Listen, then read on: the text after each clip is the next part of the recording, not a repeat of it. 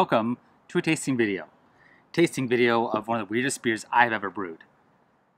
This is a raw ale that is smoked, and I recirculated the mash from the wort back into it after I ran off the first runnings. I was doing that because I needed a beer for something else, and I wanted to add dark grains later. And so I recirculated it through and hopefully got to the color I was looking for. I'll screenshot the recipe right now instead of going through all of it, so you guys can pause and watch that if you want. And there you go. There it is. The grain I smoked was a third of the grist. Other than that, it was pretty straightforward.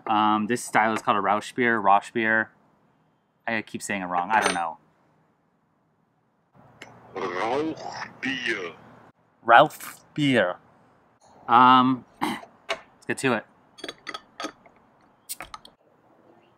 I think the color's about right. I think it's a little bit on the lighter side, I would say. I'm not getting that much smoke, actually. I know the smoke can fade after it's been bottled for a while. This has not been bottled for a while.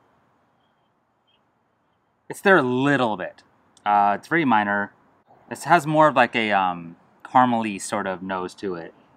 Malty, kind of bready a little bit. Earthy. And a tiny bit of smoke. It's in there to taste a lot more. Interesting. It's actually really well balanced. So usually when I found a third of the grist is a medium level for smoke.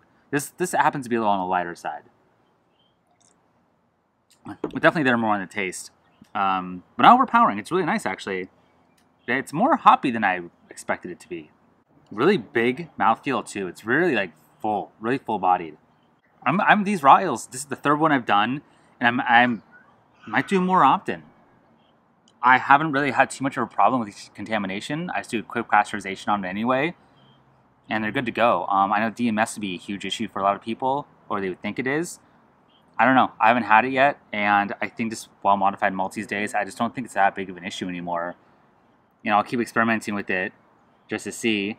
You know, it'd be kind of cool to submit a raw ale even to a homebrew competition, even if it's like not exactly the style, like my Pilsner idea with the USO5 yeast, which I did see my score, by the way, but I'm waiting for the results to come in. Hopefully any day now. But if BJCP judges could get DMS, or they couldn't detect it in a raw ale, then who knows? No, there's definitely been studies on this. We did a podcast on it sort of recently about how you know, it can be confused with certain other flavors, like a Frito-Lay potato chip thing, which isn't necessarily DMS. As far as I know, they really couldn't detect it at all in any of the experiments they did. Or at least that was noticeable.